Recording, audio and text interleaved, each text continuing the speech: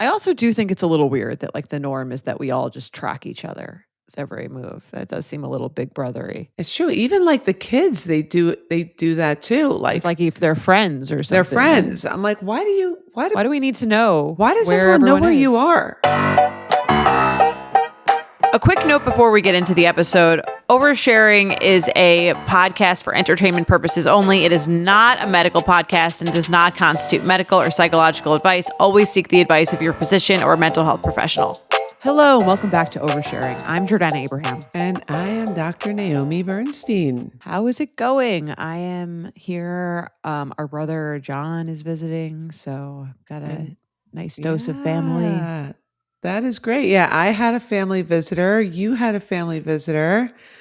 We're all together separately. Yes, as they say. Ronnie's here for those watching. Ronnie's here. You know, our brother John came in and he just, started trying to whip him into shape. Uh-oh. How did that feel for you? Did you feel judged as a parent? No, I'm already done because I think you would only feel judged if you're not like super self-aware of the fact that like there's things to be corrected. Okay. Yes. If I thought it was great and he came in and he was like, you need to be doing this and this and this and this, I think I would be like irritated. But I'm kind of like, yeah, like tell me what to do here. Okay. All right, good. So he's going to get him all fixed up and then he'll leave and you'll mess him right back up again. Yes. Well, John, he's more like, I think he feels better like being the alpha, which I don't feel comfortable doing. Right. That's my problem too. Where I'm like, I don't want like, even when we took him on a walk, it's like, he's walking me. Yes. With John, it's like when he's like stopping too long, he just like yanks him. I'm like, well, I don't want to like interrupt his flow. He's like he's like enjoying his time. It is so true. There are such different types of dog parents. And there are those that are like, this is his experience in the world. And he would like to stop and sniff that tree for as long as he would like. He is mindfully exploring the world right now. He's just enjoying the sensation of that fire hydrant, and we're just going to allow him to be present. And then there's the gentle dog parenting. Yes, gentle dog parent. And then there's like, nope, we're on a time schedule. We're walking, we're moving. So yeah, there is such a thing as gentle dog parenting. I see it in therapy, actually, believe it or not, like on video calls, their dynamic with their animal factors into their dynamic with others in their life. Well, as they say, how you do one thing is how you do everything. Yes. So it's an interesting thing that plays into the therapy when people do that, which is different when people used to do therapy in the office. You didn't get to see how they interacted with their animals. You never really, unless it's family therapy, you don't get to see how people interact with their partners or their children, but you get to see how they interact with their pets. And it is interesting. Sure. But I wanted to talk to you about this video that I saw that I sent to you from Dr. Amen, the big brain doctor on Instagram. Yes. And he's been on a lot of podcasts. I think he has his own and a video. I follow him so I can feel badly about myself for all the brain unhealthy activities I do on a daily basis. But he had this interesting video that he put up about hormones and motherhood and perimenopause that I thought was relevant for the both of us. Totally. Well, the big takeaway, I think, was that, the one line that I would pull from it is that a lot of relationship problems are hormone problems, or a lot of relationship issues. Yes. I don't know if they're problems necessarily. Right. I think he did use the word problems. And I was kind of taking a little bit of issue with that. Like a lot of relationship dynamics are hormone centered. I would tweak it maybe to say, which I thought was really interesting too. And that shift between mommy brain and then like perimenopause or menopause brain. Right. And basically what he was saying is that like the hormone shifts for like prenatal and then like postnatal moms are moving in such a way to make you be able to be like more alert to hear like a baby's cry. And therefore it's like sort of all the hormones at play are sort of working to make you more other centered. So more like, what does everyone else need? Which makes sense biologically because like human babies are like completely useless without caretakers. Like unlike some animals, like they come out and they're like walking in a minute. Yeah. But babies like literally cannot survive probably even like a day without a real caregiver. And for quite a long time. Like we humans are pretty dependent for quite a long time compared to other species. So that mommy brain thing or that very other-centered hormonal interaction lasts a while, which I think not only affects the mom, but I think also affects that marital relationship a lot of times too, or that partnership relationship a lot of times too, where they're just very baby focused. Child-centered. Yeah, child-centered. And then it was interesting because he was basically like the hormones that affect perimenopause and menopause sort of bring you back to a me focus. And so a lot of relationships sort of hit like a rough patch around the woman's perimenopause or menopausal period, because now she's like, okay, well, now I'm going to focus. The hormones sort of make her focus on herself. And I was thinking about you saying you were irritable the other day. Yes. And I was like, is that irritability part of like, I've been so other centered and now my brain is becoming more me centered, and therefore the things that you're doing before, which I would have maybe thought of as like caretaking, are now just more irritating because there are more responsibilities that I have to do. And I think it coincides also with a time when these children are supposed to be more independent and, you're more focused on yourself, probably hormonally. There's not as much of this, like, I have to listen out for every cry. Now I hear every cry and I'm like, again, what now? Right. Like that's my feeling now, as opposed to 10 years ago when my kids were newborns or very little, where I'm like, oh, what is it? Oh, there's a bump. Oh, there's a booger. Oh, there's a, Right. Let me help you right away, immediately. I'm like, oh my gosh, can't you handle that yourself kind of feeling? Even right now, Lila has a cold and she's like complaining and I'm kind of like, just get a tissue and blow your nose. Like, what do you literally want from me? Suck it up. Literally.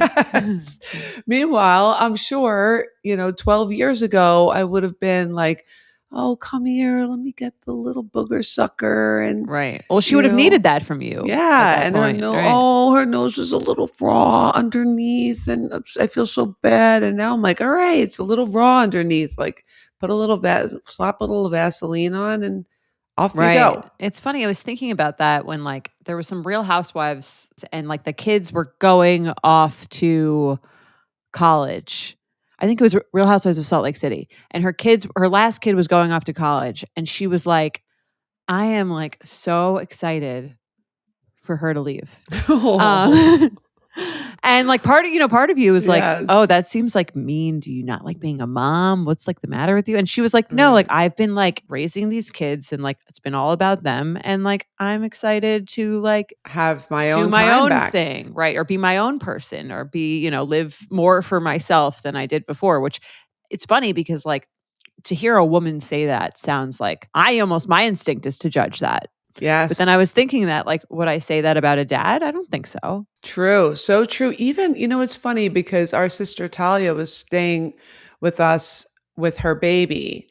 And I kind of granted, I still have 3 kids and they're all very needy. And your youngest is 8, not like 15. Right. My youngest is 8. And also, I will just say, 12 and 14, they have a lot of needs. They're different, but there's a lot of needs. There's a lot of, I need to go here and I need to get this. And there's just a lot of needs. They're not like as much physical needs of like. They don't need to be you to feed them physically. Bathed they don't need to be bathed and dressed and things like that. But anyway, it did cross my mind, this feeling of like, I'm always like, I'm going to be the best grandma one day. Like I'm going to be the best mother, like all our mother-in-law questions where I'm like, I'm going to show up and I'm just going to do exactly what they need. And I'm not going to be imposing and I'm going to be so helpful and I'm going to, dedicate my life. And then I was kind of like, I'm tired. I worked and like, she's kind of like hinting that she wants to take a nap. And I'm sort of like, well, I kind of want to work out now, like I just finished my work day. Talia wanted to take, like hinting that for you to take care of the baby. For me to take the baby when I had just finished work. I kind of wanted to exercise. Like maybe my kids were occupied and I was sort of like, if I was the best mother-in-law, I'd be like sensing that she wanted a nap. I'd be like, I'll take the baby. You go have a nap. But I was like, you know what? Now's my time where I want to work, like this selfish hormone thing kicking in where I'm like, I want to go get my workout in right now. Like I don't want to watch the baby. And I already did this. Yes. Like I put in my time. Yes, but she was also so helpful. She was helpful when my kids were little. So I felt that's why I never expected you to help me. I didn't help you at all. But it is this kind of, I guess I'm in this like maybe more selfish hormone, me-centered. I want my selfish workout is a now. Strong word. I would say me-centered. Me-centered hormones that are like, I need to stay fit because I'm getting old and I don't want my bones to crumble and I need to do my weight bearing exercise. And like, I do think this is where some of these mother-in-laws get a bad rap because they're like, I need to stay healthy and I'm going to my tennis club now and I can't babysit or I don't want to. I don't want to. Yeah. So I do think there is a shift in the hormones that make you a little more me-centered when you're done raising your own kids. And maybe that's where some of this mother-in-law stuff comes in. Right. The sort of conflict between the, what am I getting out of this? And the, I thought you were just supposed to be helping me for me. And again, we've talked about this. I don't think anything is like that purely, I just want to help you with absolutely nothing in it for me. Everyone gets something when they're helping something, even if it's just like a feeling like they are doing something good. Totally. They're a hero in this. I mean, I'm sure like if you did watch her, you'd be like, I am such a good aunt and sister. And like, there's like something. Totally. Or he's just like being smiley and cute and fun. And like, that feels good because but then if he wasn't. Right. Then if he wasn't, then I might be like, okay, she's up. Yes, and then you've earned that right. That's why, Yeah. It was funny though, but our brother is like sleeping in the same room that you were in, which is like the headboard of that bed is like right against the cribs. Okay. And they were having some rough nights and we were like joking. I was like, I just wanted you to like experience this so you could just be more grateful for your life as soon as you leave and go on to the next leg of your trip. Totally. I hope that worked out. Yeah. They had some tough nights while he was here. Aw. Well, it's Sound Machine. I didn't hear them. I mean, maybe they didn't have tough nights when I was there. It was like what it was bad. I don't know if they're teething or what their deal is. They were so cute on our FaceTime with their chubby cheeks. Oh yeah, they're getting very cute, like very interactive, very like fun. They chill, but at night it is goddamn nightmare. Okay. Yeah.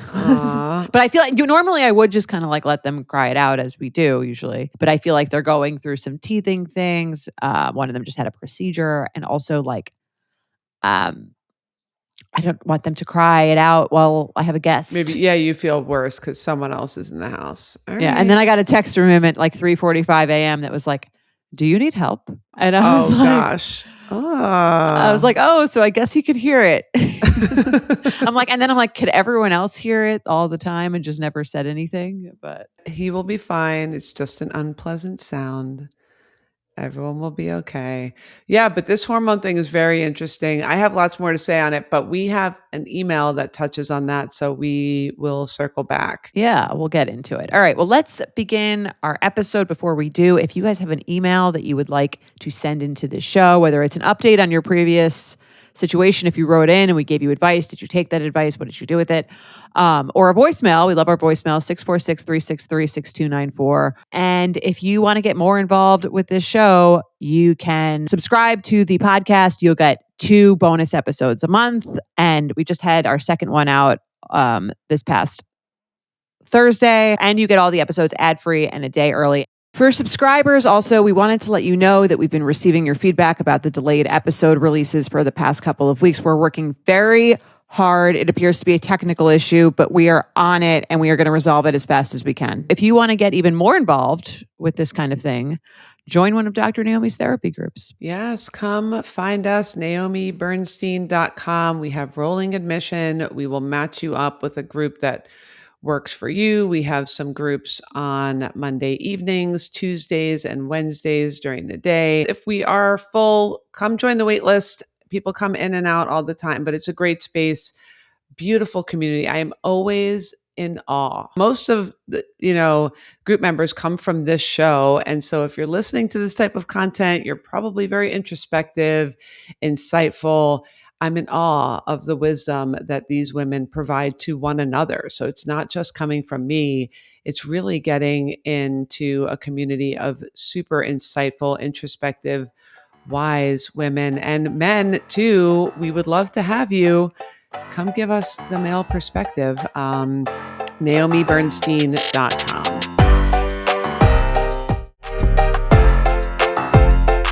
Okay, let's get into it. I will read our first overshare. Hello, longtime listener, first time writing in. My husband and I have a happy and healthy 3.5-year-old son, and recently, after swearing we're one and done, decided to try for a second child.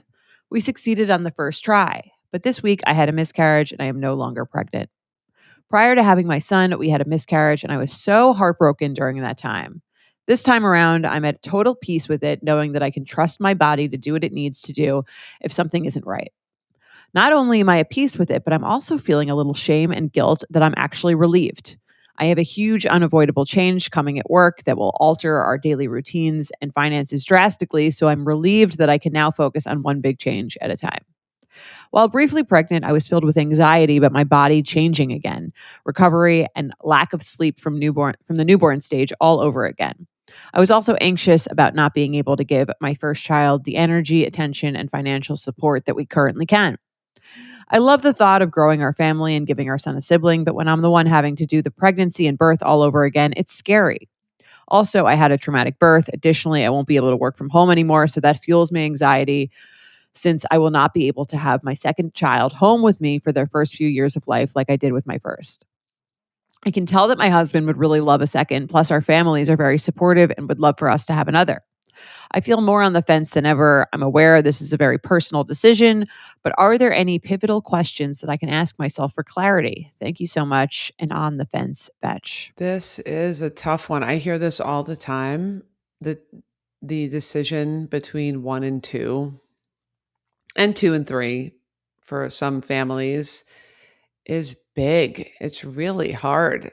People get really stuck in this for a long time. And everything she's saying makes perfect sense. The going from working at home to working in an office, that's huge. Right. It's going to change the experience. That's a big deal.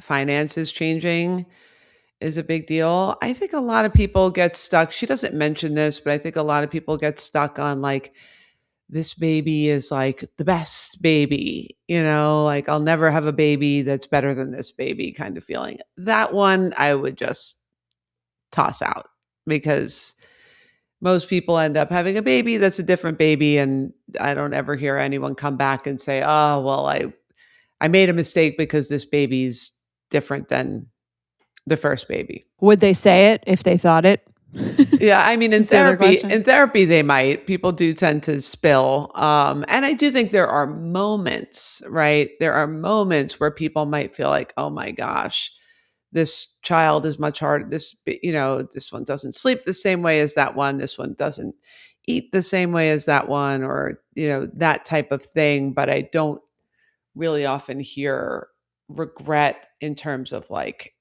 this baby isn't as perfect as my other baby.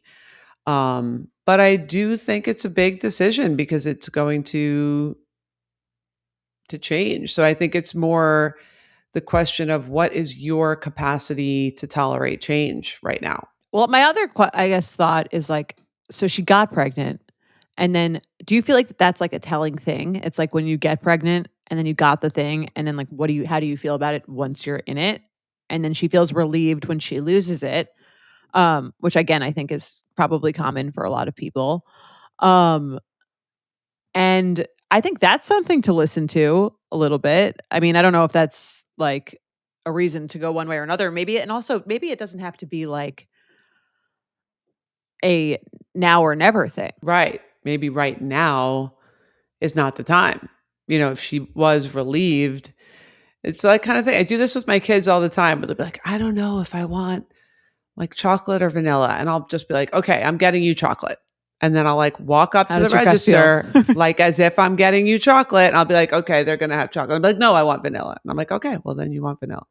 Like make the decision. And then if that decision is upsetting to you, so maybe now's not the time. I don't know if she says how old she is, but like, well, I think it's a couple things. It's either like now's not the time, or like, it's a discuss. I think that the third kid thing is like it's not a unilateral decision for either partner. Both people have to like feel comfortable and on board and like have a sense of a plan, I think is important too. So if I were her, I would write down a list of like all of the things that are giving you pause about having this second baby, like all of your fears and anxieties about what they are. And then I would bring it to your husband.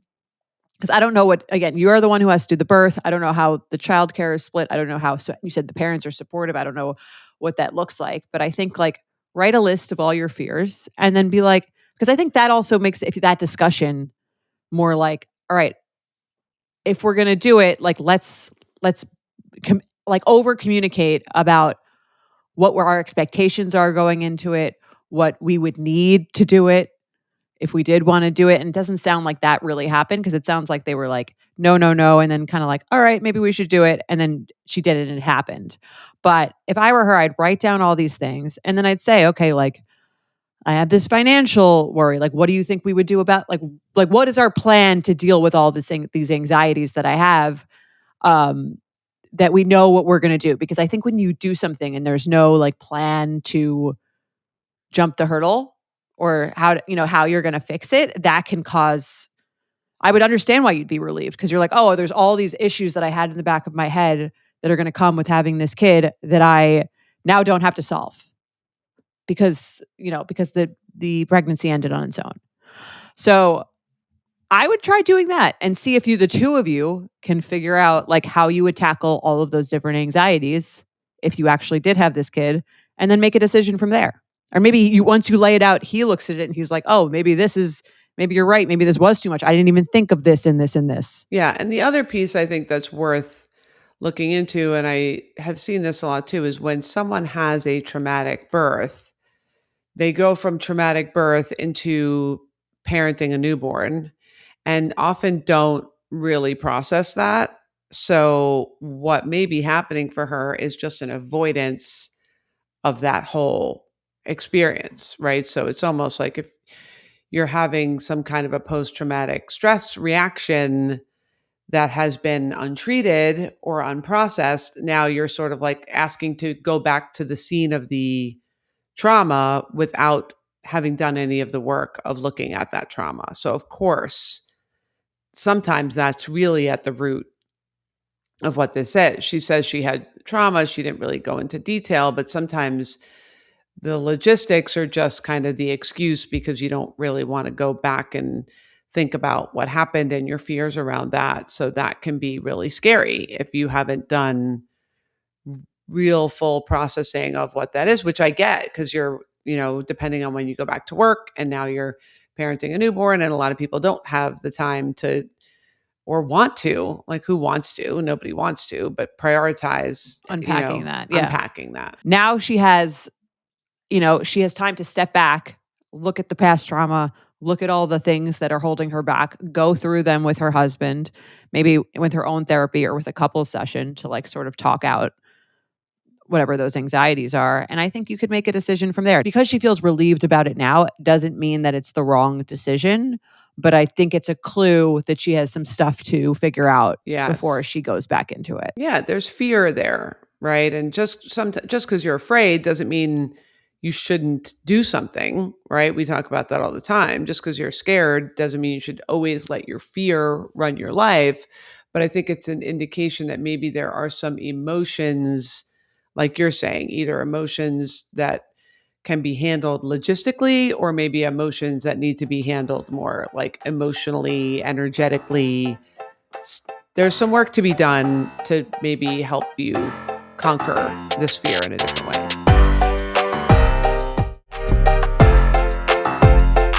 let's do a Betchesist. Hi, Jordana and Dr. Naomi. My boyfriend and I have been together for a little over 5 years and have lived together for almost 2. We're both in our mid-30s. He's genuinely an incredible person. He's emotionally intelligent, patient, and handles my anxiety and quirks with so much grace. We really do love each other so much. I've always known that I want to get married before having children, and he knows that's important to me. He tells me we're getting engaged this year, so I'm hopeful. I'll be turning 35 in a few months, and because I want a family, that timeline feels very real to me. The issue that's consuming me, though, is something that probably sounds much smaller than it feels. He refuses to share his location with me. I honestly don't think he's cheating on me. This isn't about trying to catch him doing something wrong. He says he doesn't want to be tracked, but I don't see location sharing that way. I have an incredibly busy job and travel frequently, and so does he. I don't have the time or desire to monitor where he is at all times. To me, location sharing is simply practical when you live together. It's nice to know if he's on his way home, if he's landed safely after a flight, or whether I should start dinner without having to text or call him while we're both busy. I've asked him so many times, I've cried, begged, explained my perspective, and I still can't seem to let it go. We've even gone to therapy, and the therapist's advice was that I need to respect his boundary. Intellectually, I understand that, but emotionally, I'm really struggling. It also doesn't help that almost every couple I'm close to shares their location with each other. My friends do it, my family members do it. It feels so normal to me that I genuinely can't understand why this is such a firm no for him. I don't want to bring this up for the 300th time or lash out at him. I know that's not productive, but I also don't know how to let it go. He keeps saying he'd like to continue talking about it in therapy, but honestly, I'm so frustrated at this point that I don't even want to discuss it anymore. I just can't wrap my head around why he won't share his location. I also know that if there was something he wanted this badly from me and it cost me very little to give it, I would do it without hesitation. How do I move forward when I understand his boundary but still feel deeply hurt by it? Thank you so much. A betch who's trying to let it go, but failing miserably. I would like to say, I've been with Mike for like 9 years, and I do not have his location, and he does not have mine. All right. That probably makes her feel so much better. Yeah. And I've never like wanted it or like really, because like the things she's describing, I guess, sound like practical, but it's also, I think, just as practical to be like, hey, when are you going to be home? Yeah, totally. And I do think like if you, let's say you replaced sharing your location with email password. Right. Right. Like it's just easier for me to like see the invites that we're getting to. And I just, if I really want it, I just don't understand why you won't give it to me. Like I do think she's sort of, here's if I were her and there was some sort of issue that was happening because he wasn't giving her the location. Let's say she's like, every night I want to make dinner and I text you and you don't answer and I never know where you are. And it's really frustrating because I can't, I want to eat at a certain time or I want to plan my meals or I want to do this or that. And you're not answering me when I'm texting you. That to me is like, okay, we have a problem that I'm suggesting a solution to that is actually based out of a problem. Her just being like, I want you to share your location with me because all of my friends do it, doesn't feel like a good answer. I could understand why he's like, this doesn't feel like it's that necessary. And it does feel like you're taking away a little bit of like my independence. She's 35. They're not engaged. And I think if they were engaged, I think she would drop this. Like, I think she sees this as a sign of a commitment of some sort. And everyone else is doing it. And I don't know if these other people are engaged or they've been together for a shorter period of time. I think this is like a symbol of something because they're not engaged yet.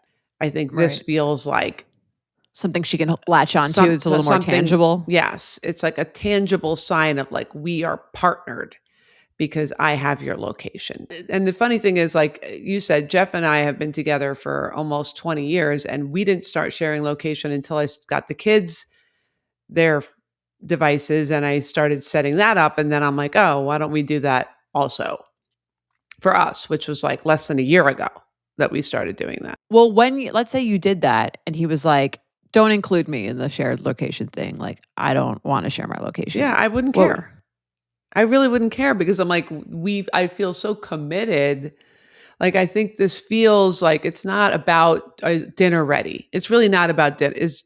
I need to get dinner because ready. If it were, then I think that would be the argument for it. Right. I text you.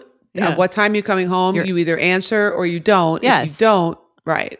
And if you constantly don't, then I can say, this seems like you don't have to answer. If you just share the location, I can tell you don't even have to do it. But that's not really what she's saying. Right. She's not saying I constantly text him and he doesn't answer. He doesn't answer.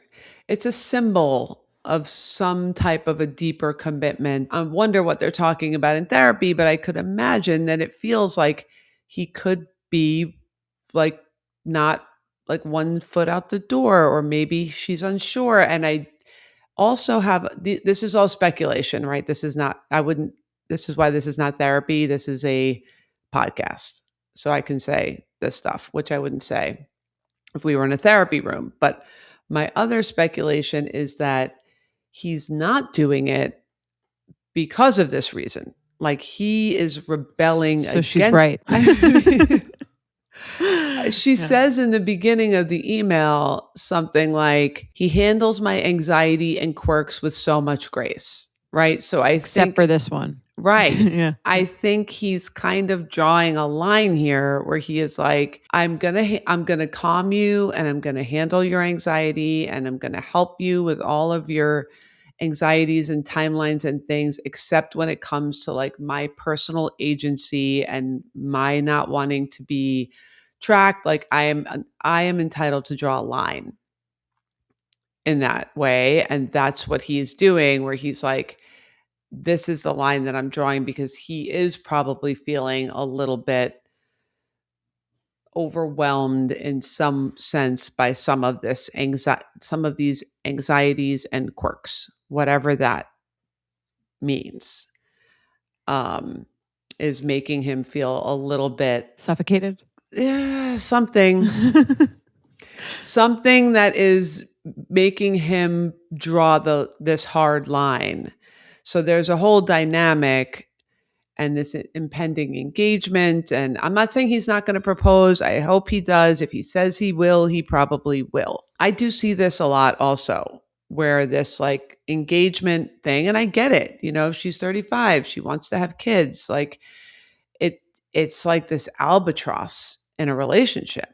It affects everything. And then once it happens, it's like, this weight is lifted. I don't think this is going to matter. A lot of little fights go away. A lot of the little stupid. You feel more secure. That's really the point. Like, the engagement does is it makes, just like a label of boyfriend, girlfriend does that to a smaller extent.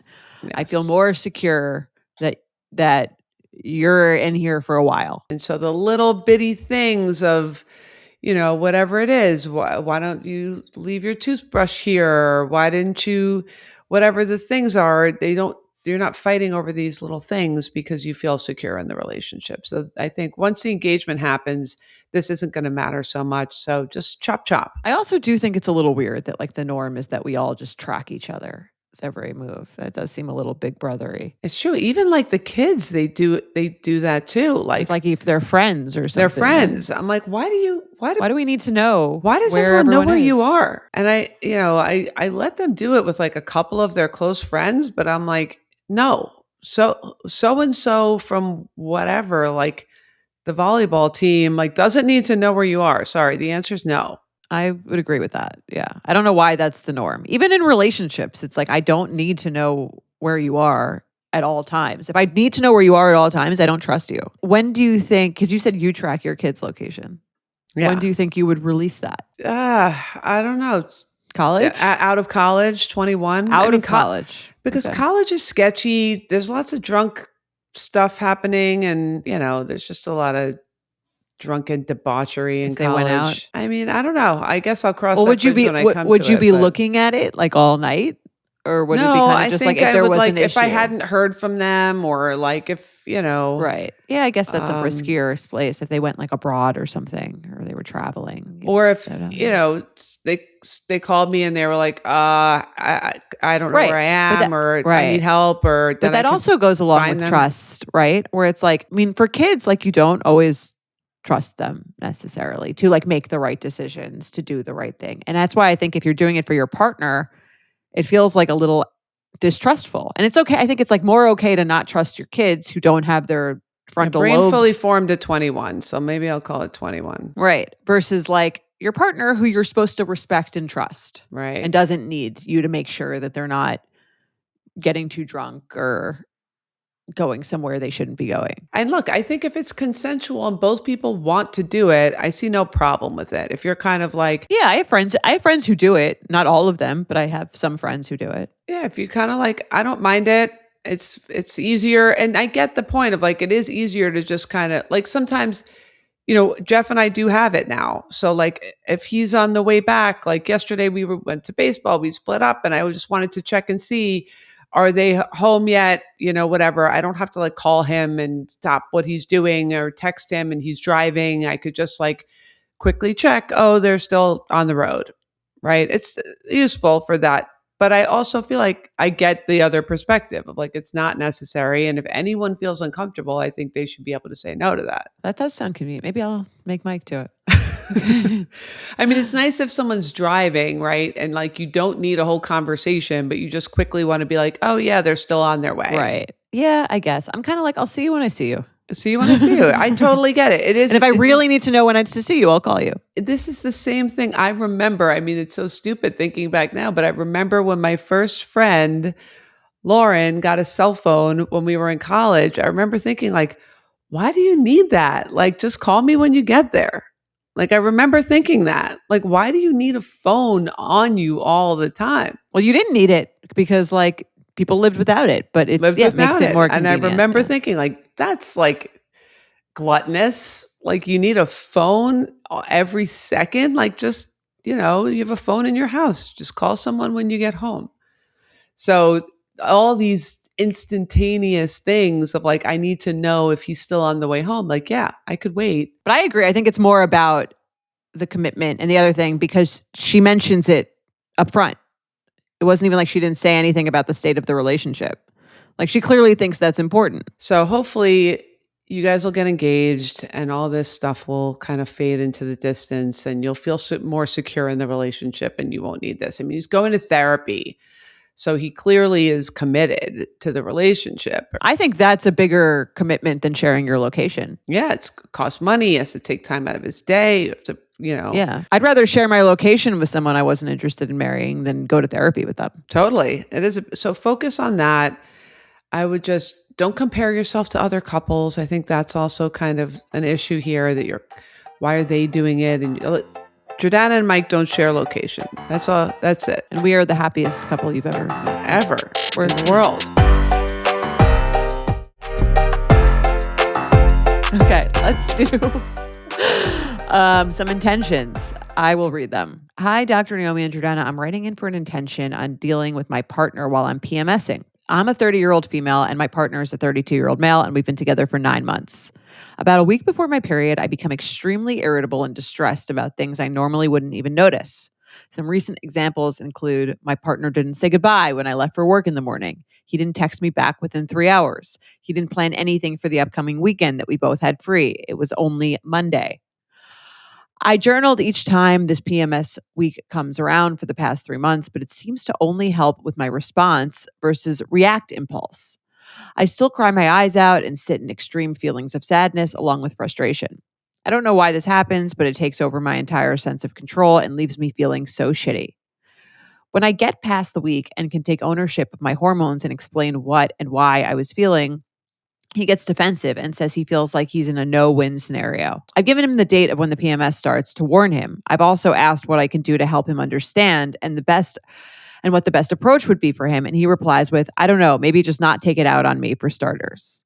Can you guys help me with an intention to calm my sensitive feelings during this difficult week each month so I can be a better partner? I appreciate you guys so much. This too shall pass, but right now I'm in my feelings. A PMSing Betch. So I wanted to circle back to the hormone discussion. Yes. Basically, how hormones affect the physical body, right? Because I think, and this was actually when I was first discovering kind of this somatic psychology, as in like how the feelings in your body affect your thoughts and affect your behaviors. For personally, it really helped when I could pinpoint that an emotion was hormonal. Like, you can tell the difference when you have an emotion and it's like a hormonal emotion, like what she's describing, and when it's like an emotion that's coming from a different place. I don't know. Can you? Sometimes, yes. If I like really take a step back. Right. Or I think it's like, I don't think it's ever 100% one or the other, almost. Or maybe it's 100% not hormonal if something is like truly extremely angering. But I feel like even the hormonal ones have something in them that is not entirely about the hormones. But maybe it's something you would be irritated about either way, but it just heightens. And I'm glad she's tracking it. And I think it's great. I mean, sometimes it feels annoying because it feels like, I don't know, almost like not a feminist approach to kind of be like dismissing your feelings because they're hormonal, right? It feels like it almost is like, she's just PMSing, like don't even listen to her, kind of like nobody wants to feel like that. Like, oh, just put her in a corner and, like lock her up for 5 days. Put her in the menstruation hut. Right. So no one wants to feel like that. But I do think it's like a slippery slope when it comes to being like, okay, this is a hormonally driven feeling and you're not going to dismiss it. But I think what you can do is you can pay attention to the feeling in your body and look at it as sort of an emotional release that is happening within you and resist the urge to attach it to something on the outside. Because I think that's what happens, most of the time. And that's kind of how our psychology works, is we have a feeling in our bodies, like a feeling like you want to cry, like a fullness behind the, sinuses or a lump in the throat, or you have an anxiety feeling like a butterfly in the stomach or a tightness in the chest. And then you scan your environment and you're like, that. It's because of you. It's because of that. It's because of this.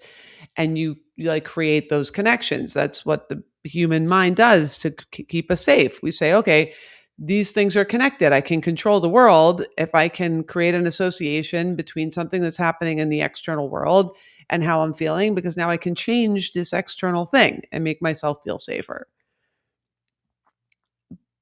But I think in these moments if you're tracking your cycle and you notice that this is coming from within, you can just kind of watch this emotion and just take ownership over it. Right. And try to resist the urge. Get ahead of it. Yes. And I think what she's doing is she's saying, I didn't mean all these things. It's the PMS. It's not me. It's whatever. And I understand where for him, he's like, well, what am I going to do with that? Like, right. Just resolve myself to like 2 weeks of the year, 2 weeks of every month. You're like just crazy. I think like what would be better for her, and that's just true of any kind of issue or baggage you're bringing to a relationship, is say, I know myself.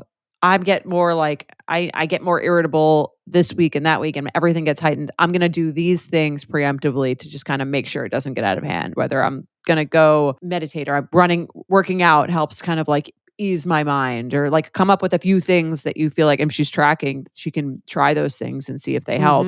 Here's my plan, I think is a lot more palatable if someone comes to you and says, I'm going to be acting like a lunatic, or I can understand why the person's like, well, can you just not? But if she says, I'm going to be acting like a lunatic, so here's my thing. I'm going to like do my own thing this day. I'm going to do this, that, and this because I know myself and I know that like this is not my best time of the month. Because I think what she's doing now is here's my warning that I'm going to be treating you kind of in this way that you don't love and I don't love. So just heads up, but it's going to happen. And like, sorry, like he doesn't really love that. And you don't love that he does, like doesn't make you feel great about how you are. So yes, I always say like, I think some of these hormonal changes are great. They're opportunities to cry. I think there are opportunities to cleanse in a way. If you can sit with them and be with them and own them, they're a way for they're an opportunity for a monthly emotional cleanse. Just like you're cleansing your uterus, you're cleansing, your body from the inside physically. They're a way to have an emotional cleanse, but some people are very guarded and very defended. And so they don't allow for a softer emotional release. They end up being like an angry, irritable, they get tight around that emotional release. So now they feel maybe like they could cry, or maybe like there's something there, but it turns into tightness and anger and irritability instead. So I would try to, my first option is really doing an investigation. Be curious in that moment when you start to feel it physically, like literally, where do I feel it in my body? What are the edges of the emotion? Like literal, how far out to the side did the sensation of this emotion? If it's a lump in your throat, how deep in does it go? How far to the sides does it go? If it's butterflies in your stomach, almost like you're writing a research paper on the physical manifestation of your emotions during PMS.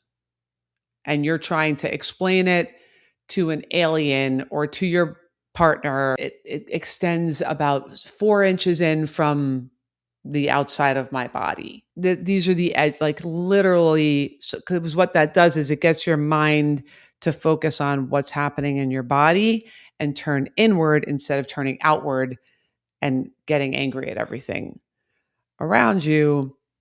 And hopefully, if you can soften a little bit, maybe you just turn into having a good cry, or it turns into something softer like sadness or overwhelm or something like that, versus anger and irritability, which are harder for partners to absorb. Like, I'm sure if you just came to him and you were just like, I feel really sad, I feel really overwhelmed, I feel really sensitive, things like that would be easier for him to tolerate. And I think maybe an ask that goes with that. I feel really sad. Can we snuggle or whatever? Or like, let's go do something fun. I'm feeling really whatever. Like, I think if you come with a solution to your issue, I think men also like when there's like a tangible thing that they can do to like solve the problem. 100%. So if he doesn't say goodbye in the morning, I mean, depends how much time you have or whatever it is, but if you can just take, ideally, if you have 5 minutes to just sit and notice what's going on in your body there, and if you feel like a pit in your stomach or like a tightness in your chest, and just kind of sit and watch that and see if there are any like softer, like tearful, I feel lonely, I feel uncared for, and just kind of be like coming to him with some softer emotions. Like, I feel like I miss you. I'm afraid I'm going to miss you today. Right? That sounds crazy. You're just going to work. Right? But like, I'm about to leave and like, I feel a little like this homesick feeling happening. That might sound really weird, but like, that might be what you feel in that moment. And like, just ask for another hug before you leave. I guarantee you that's going to be much better than you just leaving the house and then texting him furiously. Like, do you even care? Like, you didn't even say goodbye. Right. Here's what would help. I would love a big, long hug, or like maybe you could text me at lunch, or, something like, can we FaceTime for 10 minutes today during the day? What might have been a little bit of I wish you would have said goodbye.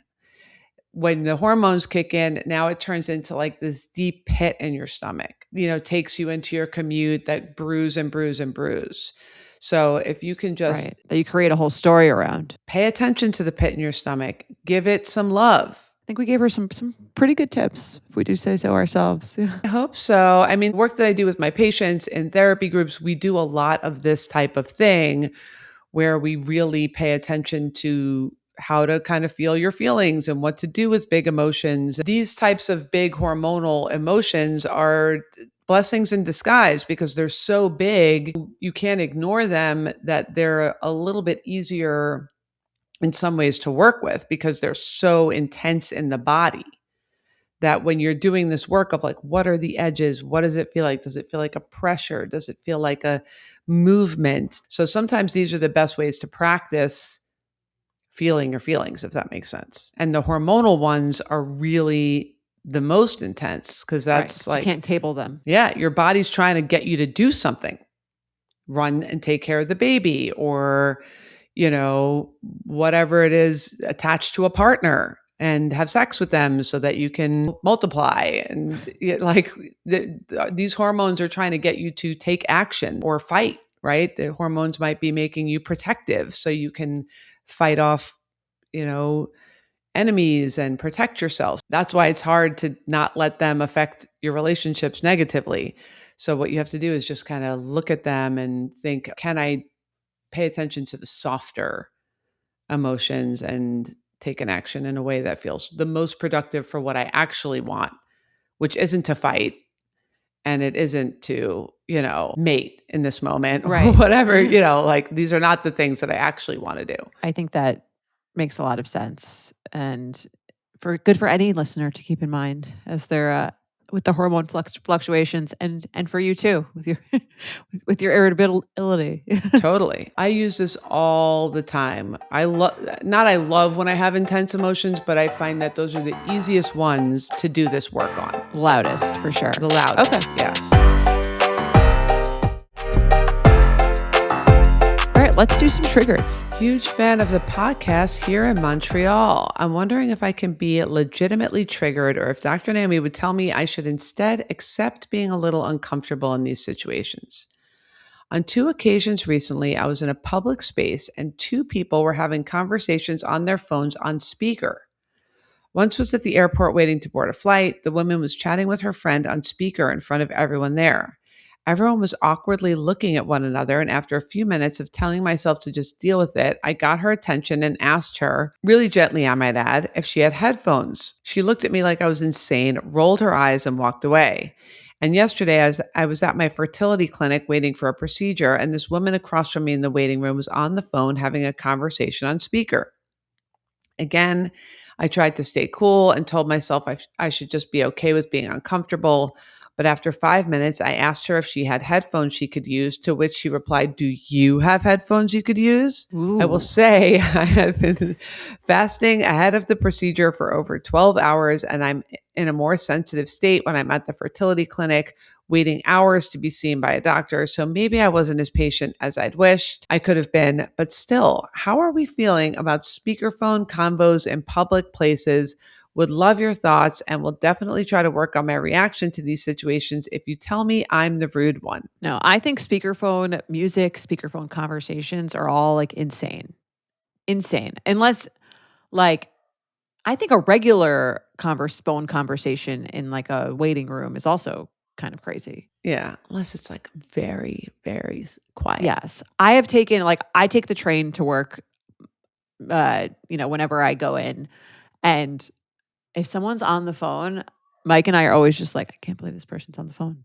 Like, we can't believe this person's on the phone. Like, who would do that? And I will take a call if I'm not the one speaking, or if I have to say like 2 words here and there. Right, just listening. Or something like that. Right. Just listening. Or if I'm getting if I'm getting a doctor is calling me to like schedule a procedure and I know I'm not going to be able to get back in touch with them and it's going to be like under 2 minutes, I will take that call. But like, so just a long chat with an old friend. Yeah, absolutely not. That's insane. I get very triggered when people on planes or on trains are like playing a game with sound or like playing music with sound. I think it's so crazy, so disrespectful to like everyone around you. If you look around and you're the only person making noise, yeah, there's something wrong with you.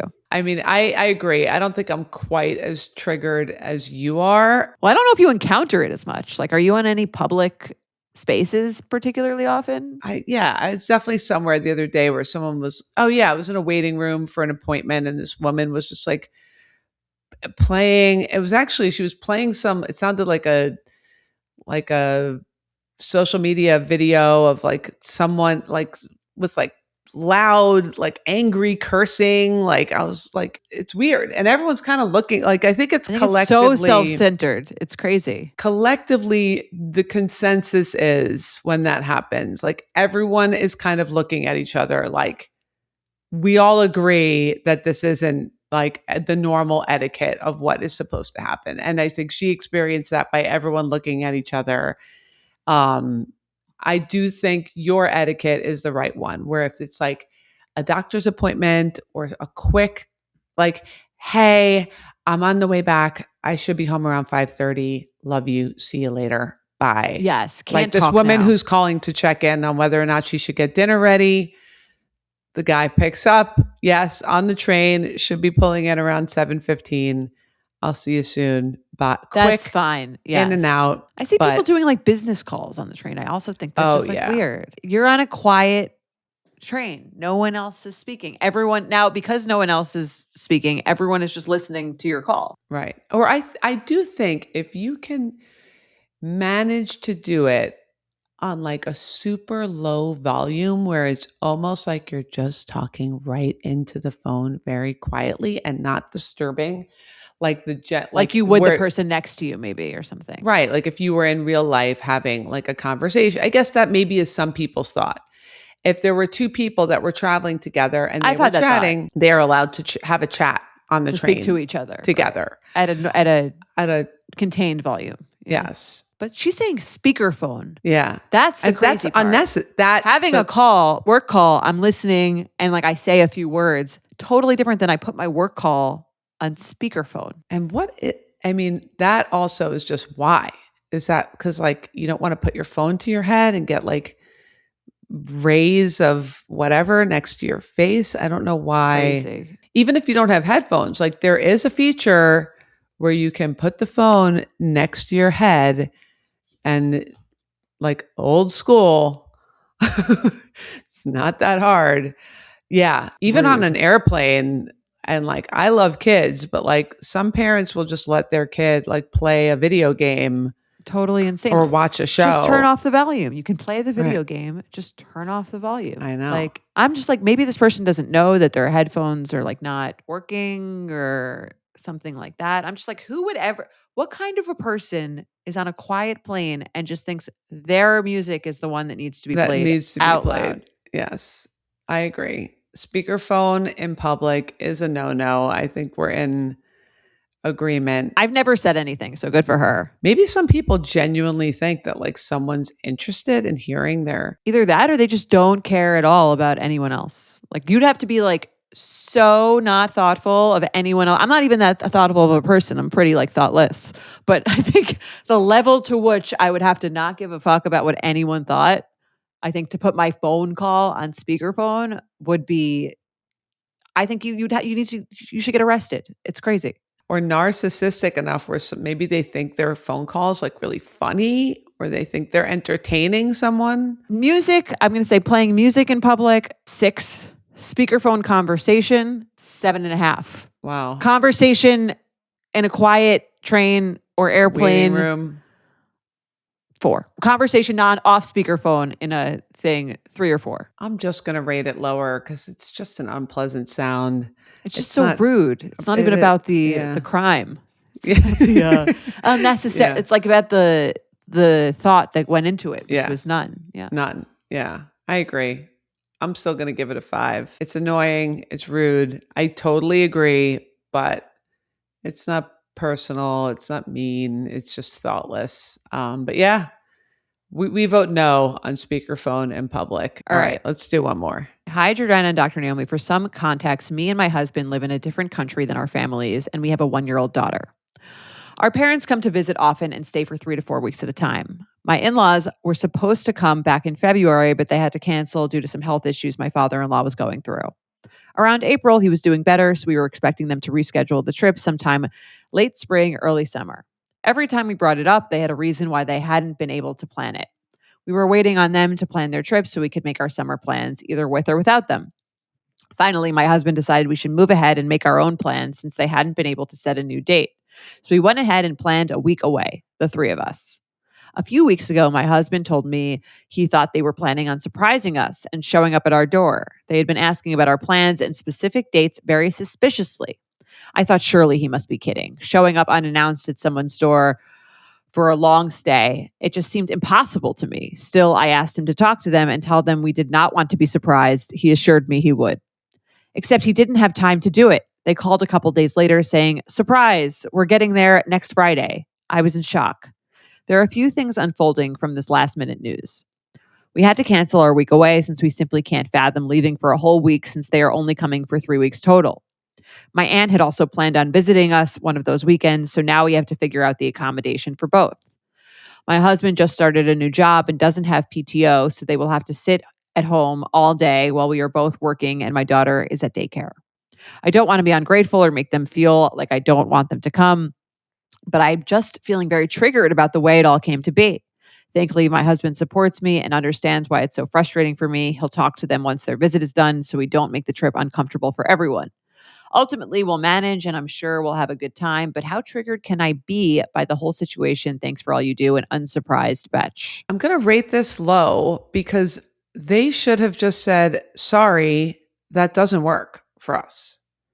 The fact that when they called and said, surprise, we're coming next Friday, the response should have been, so sorry. We've already booked a week away during that time. That time doesn't work for us. He has no PTO. He's going to be working the entire time. We really think it would be better if we booked this in advance. I really hate to do this to you, but it's very important next time, if you're going to come for a long time, that we plan together and plan it in advance. I don't mean to hurt your feelings. We really, really want you to come, blah, blah, blah, blah, blah. We love you so much. We love spending time, but these are all the reasons why this isn't going to work. So I almost don't feel that bad for you because you should have set your limits. Yeah. I'm like very surprised that no one has said anything. Like if you said to me, surprise, I'm coming a week from next Friday, and I had a trip planned, I would be like, oh, sorry, that's actually not going to work for us. Yes. That's all I would say. Immediately. Like we have yeah, right. Yeah, like we have plans. But like feel free to come a different weekend. Just let me know in advance so I can make sure that we're like free and able to like have fun. 100%. It's crazy that you wouldn't, no one would say that. It's crazy that they would do it. I'll give you that. Right. I agree. Yeah. No one wants a surprise extended visit. That's crazy. Like, it's not a surprise. It's short notice. And the answer is no. Yeah. I mean, usually like a 3-week stay is never done where one person unilaterally picks the dates. The whole thing's crazy, but I'm going to be honest. It's crazy on their end and it's crazy on your end. That there was no pushback. And if she said that and they came back with, well, you're going to have to figure it out because we're coming anyway. Flights aren't refundable. And we like insist that we're coming this week. Very high triggering score. Yes. I understand it's somewhat triggering to even have to have this conversation, which you didn't have. So I will still say it's triggering to even like that someone even tried to do that. But I agree, like it potentially could have easily been resolved by being like, I hope your flights were refundable because that week does not work for us. I agree. And I get it. It's international, which is all the more reason to check. Anytime I book an unrefundable flight anywhere, I'm going to check with the people that I'm planning on staying with before Even if it was refundable, I would just be like, why would you just assume someone is free for 3 weeks? Without checking with them. I don't know. Something's in this. I'd like to see this family. Who likes a surprise visit? I guess maybe you do. Yeah. I mean, I have space in my house. Like I wouldn't. If you had a trip planned? No. If I had a trip planned, I would not like a surprise visit at all. Nobody would like a surprise visit when you have a trip plan.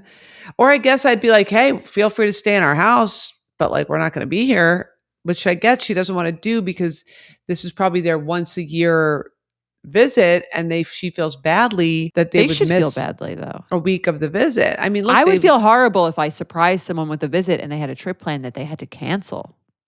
Yeah, I would feel bad. I wouldn't expect them to feel bad. This is the other piece of this. they're going to wait until they leave to have this conversation. No, she's going to be secretly irritated and resentful the entire time. I think it's probably too late by the time this airs, but it's not too late for the next time if this happens. If something is happening that's making you uncomfortable and that goes against it's okay to push back on it. Yes.